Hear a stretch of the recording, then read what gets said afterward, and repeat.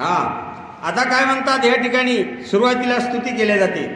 दिगंबराला नमस्कार असो, आनंदाला नमस्कार असो, सर्व वरिष्ठ लोकांना नमस्कार असो, म्हणजे आपले जे जाणते वक्ते जे साधू संत आहेत त्या सर्वाला नमस्कार असो. सुरुवातीलाच म्हणले आनंदाला नमस्कार असो. मग ज्याने केले उपकाराच्या राशी, ज्या साधू संतानं आपल्या या कर्मभूमीमध्ये येऊन उपकाराच्या राशी म्हणजे आपल्याला मार्गदर्शन केलेलं आहे, उपदेश केलेला आहे की बाबा जीव कशा पद्धतीनं तरुणवर जाईल, कशा पद्धतीनं आपल्याला आपल्या मूळ पदाला जाता येईल, हे उपदेश त्या साधू संतांना आपल्याला केलेला आहे.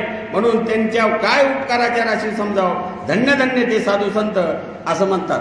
येतो गौरक्षाख्यान श्रोते व्हावे सावधान, हे पुसाला से दलांदन करे निरूपण दिगंबरो. आता काय म्हणतात या अध्यामध्ये गोरक्ष आख्यान म्हणजे ते नवनाथ आहेत. बरेच लोक नवनाथाचं सुद्धा भजन करतात. मग नवनाथाचं भजन आपलं कुठपर्यंत आहे ते याच्यामध्ये गोरक्षाचं आख्यान म्हणजे नवनाथामधून एक गोरक्षनाथ कसा तो बाहेर निघाला त्यांच्या याच्यामधून. मग गोरक्षाचं आख्यान या ठिकाणी सविस्तर दिलेलं आहे की गोरक्षनाथानं कशा कशा पद्धतीनं भक्ती केली, त्यांनी अगोदर काय काय केलं आणि पुढे त्याच्या जीवनामध्ये काय काय वर्तन आलं, हे सर्व गोरक्षाचं आख्यान या ठिकाणी आपल्याला दलाधनाचा आणि त्यांचा संवाद आहे दत्तात्रय प्रभूचा, हे दलाधनाला सांगताना आपल्याला गोरक्षाचं आख्यान ऐकायचं आहे. तव राजा दलांदन पुढे टाकल्या द्विय कर जोडून, म्हणे गौरक्ष भक्त पूर्ण सित्या कैसा सांगावा. आता दलाधन राजा नम्र विनंती करते सद्गुरू महाराजाला की महाराज गोरक्षनाथ हे जे शिष्य आहे ते या गोरक्षनाथाचं जे मुख्य आख्यान आहे, सर्व मूळ आख्यान आहे, ते सविस्तर आम्हाला सांगा म्हणून हात जोडून विनंती करते. मग दिगंबर बोले वचन, गौरक्षा सारखा नाही भक्तिवान, तुझ करीतो निरूपण ऐक राजा ऋषी. आता दिगंबर प्रभू म्हणतात दलाधन राजाला की राजा, आणि गोरक्षनाथ एवढा हुशार व्यक्ती आहे, एवढा हुशार भक्त होऊन गेला, आणि ते कसा होऊन गेला, तो कसा गेला आणि आपण काय करतो, ह्या सर्व पद्धतीचं मार्गदर्शन या अध्यायामध्ये आता दिगंबर महाराज सांगणार आहेत की गोरक्षाचं काय काय मुख्य आख्यान आहे, हे सर्व माहिती आता आपल्या या अध्यायामधून मिळणार आहे. काय निमित्त कारण गौरक्षा झाला शरण, हे सांगावे आम्हा कारण दिगंबर महाराजा. आता दिगंबर महाराजाला गोरक्ष दलाधन राजा म्हणतात की महाराज गोरक्षनाथ हे दिगंबर महाराजाला कशामुळे शरण आला, काय म्हणून शरण आला. गोरक्षनाथ म्हणजे तर नवनाथामध्ये आहेत, मग त्यांनी आपल्या मार्गामध्ये कशासाठी येणं केलं, मग आपण का दुसऱ्या मार्गामध्ये जातो, दुसऱ्याची का भक्ती करतो, आपण आपली भक्ती मूळ का करीत नाही, हे आपण गोरक्षानं कशा पद्धतीनं शरण आलं म्हणून हे विचारतात दलाधन राजा. गौरक्षनाथाचे आख्यान सांगे दत्त निरंजन, दलाधनाची निरोपेन करिता झाला से. आता गोरक्षनाथाचे जे खूण आहे ते निरंजन म्हणणारे दिगंबर. दिगंबर म्हणजे निरंजन. निरंजन का म्हणले त्याला की अशी जागा आहे त्यांची, कोणी निरंजन करणार त्या ठिकाणी कोणी जाऊ शकणार अशी जागा म्हणजे दिगंबराची जागा, तिथं कोणी जाऊ शकत नाही. प्रभू म्हणतात त्याला सर्वाच्यावर. प्रभू म्हणजे पर राहणार त्याचे आसन सर्वापर, निजधर्माचे नामसाचार झाले पूर्ण 18 अक्षर.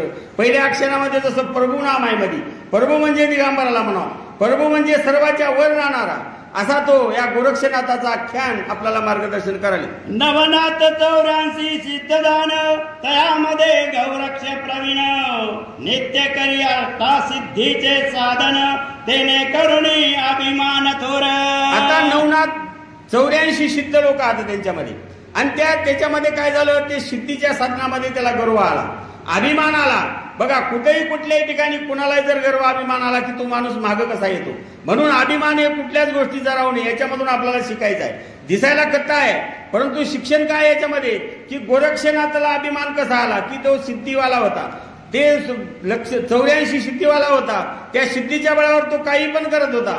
मग आपल्याला वाटते की सिद्धीच्या बळाने एखादा महाराज जर पाण्यावरून चलत गेला तर तो सर्वात मोठा महाराज आहे असा आपल्याला भास होऊन गेलाय. परंतु ते सिद्धी आहे, सिद्धीच्या मार्गाने जे माणूस जाते ते पाप होते परत. परंतु हे सिद्धी हे कोणी कामाची नाही. म्हणून सिद्धीच्या बळावर त्या गोरक्षणाने काय काय केलं हे आपला सविस्तर आता बघायचं. या अभिमानाचे करुण पाय अवघ्याचे लक्षण अष्टसिद्धीमध्ये प्रवीण करीना साधन गौरक्ष पै. आता गोरक्षनाथ काय म्हणतात, अभिमानाला त्याला त्या सिद्धीचा अभिमानाला हुशार होता आणि काय नाही ते करत होता तो त्या सिद्धीच्या बळावर. तर काय काय करत होता तो सिद्धीच्या बळावर आणि त्यानं काय काय केल्यानं ते दत्तात्रय प्रमाणे दिगंबर प्रमाणे कसं हाणून पाडलं त्याला, ते कुठलंच काही ठरलं नाही. ते त्याचं सर्व आख्यान आता आपल्याला बघायचं म्हणतात. कोणे एके दिवसी गेले अरबू पर्वतासी तेथे अद्भुत ऋषी तपस्व्याचे पै. मग आता गोरक्षनाथ काय केले, एका दिवशी आबू पर्वताला गेले. आबू पर्वत म्हणजे असंच आपलं सह्याद्री पर्वतासारखं पर्वत आहे आणि त्या ठिकाणी एक आबू नावाचा ऋषी राहत होता.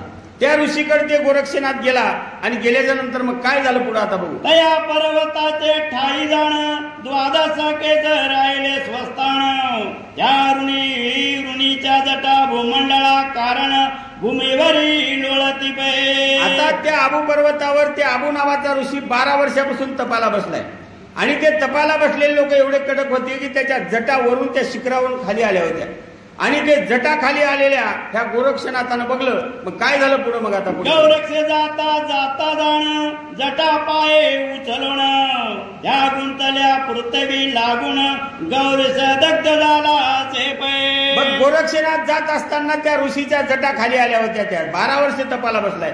12 वर्षापर्यंत त्याचे केस किती लांब झाले असते. मग ते केस खाली आले आणि गोरक्षनाथ जाता जाता अभिमान होता त्याच्या अंगामध्ये की मी सिद्धीवाला माणूस आहो, मला कोणी काही हटकू शकत नाही. म्हणून त्या महाराजाच्या ते जटा हातामध्ये धरलं आणि हसळलं काय होईल म्हणून. मग काय झालं पुढं, अंगी आणून अभिमान म्हणे याची सिद्धी पावी आपण म्हणे कैसी तपसर्या निर्वाण असे सिद्धीश्वरा.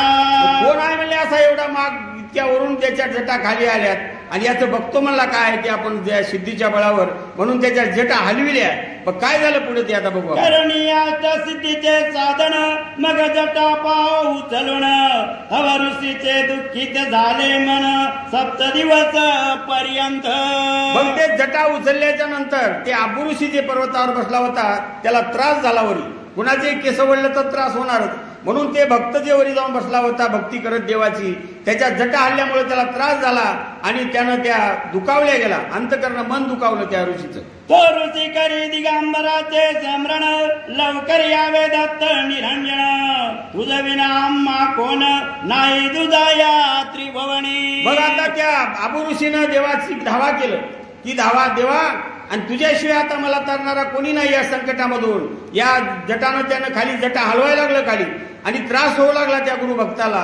तेव्हा त्या आबू ऋषीनं दत्त दिगंबराची धावा केलं, महाराज या म्हणलं दिगंबर कुठं आहात तुम्ही आता, आणि या अशा ठिकाणी जर भक्ताचं रक्षण तुम्ही करत नाही तर कोण करते. म्हणून देवाची धावा मांडली.